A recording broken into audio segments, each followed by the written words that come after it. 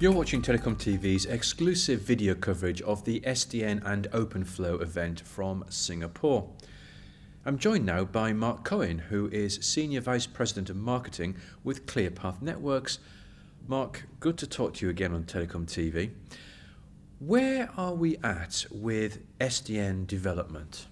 Software-defined networking is now entering about its fifth year, and I think we're making significant and steady progress, especially when we look back to where we were at the event last year.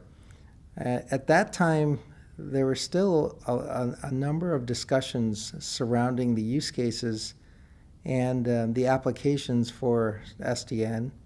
And at the same time, there were a number of individuals who were still questioning what the timetable really was.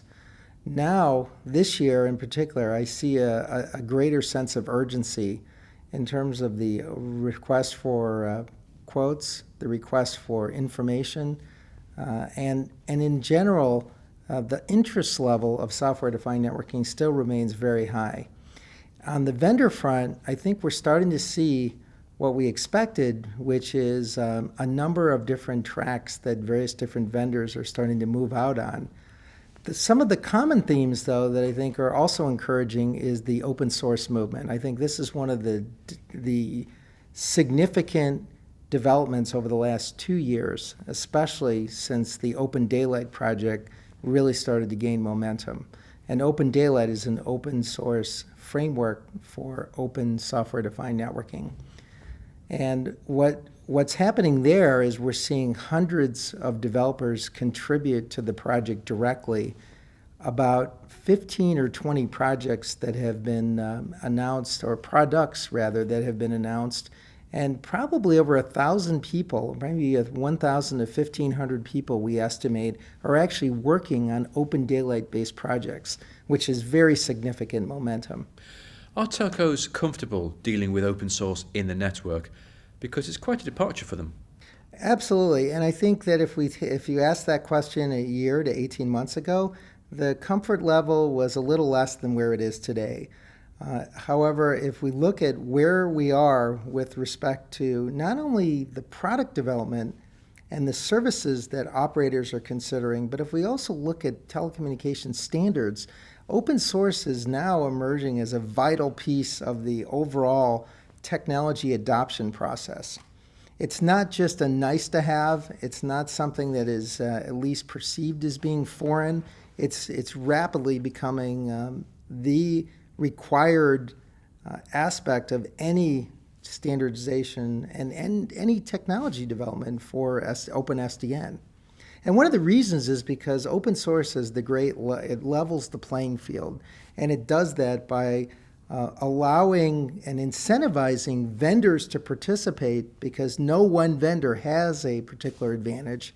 And at the same time, operators can get the benefit of the overall community, which is providing and always innovating in ways that individual companies simply just couldn't afford to do. Is the flip side to this the fact that carriers will have to implement a broad number of specific SDN solutions from a number of different vendors rather than adopt a portfolio-driven platform? Well, I think that it depends on the operator. I think some of the larger operators who have greater internal resources are venturing into developing their own software. Now, that's not to say that they don't intend to buy from individual vendors. I think they will. And I also think that if you actually engage with operators, and we have, what we find is that if we talk to the office of the CTO, we get one response, which is they're much more apt to be interested in jumping into the development side. If you talk to the operations folks, it's a completely different story. Their view is that they want one neck to choke. They want a few vendors they want to engage with, as they have in the past. And what they're really looking for is a platform and an ability to be able to plug in hardware, and they want to also plug in applications without having to do so much rework as they have been used to in the past. Where's the innovation occurring in SDN now? Is it still in the OpenFlow southbound API? Well, I think the southbound API is actually re-emerging a bit. I think for the last year or so, the northbound interface, the interface that enables SDN applications to engage with the SDN network architecture, that is where there was a great amount of attention. It's still the case. But what's happening is that there is additional activity on the southbound side as we start to get closer and closer to the siliconization of networking yet again, and including software-defined networking. OpenFlow remains a key part of the architectural vision, which is to be able to provide a programmable open interface to equipment to support multi-vendor deployments. And then at the same time, we want to be able to take advantage of the performance, the scalability, and the reliability that only silicon can offer. And where are we at with NFV development? NFV is also, it continues to be at the forefront of many operators' minds. There have been a number of steps that the NFV community has been taking as they move into what the ETSI NFV group calls Phase 2, which is about adoption and interoperability, versus Phase 1, which is really more about requirements and validating the use cases and prioritizing and actually developing an architectural framework that we all can that can guide the activity and development moving forward. So what I see on the NFV front is virtualization of CPE is one of the big areas.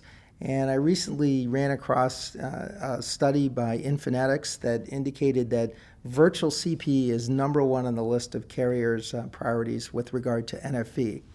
And in order to develop NFV, or at least in a practical sense, SDN is going to be the piece that provides the dynamic networking capabilities that are required to virtualize anything in the cloud-like environment that NFV represents.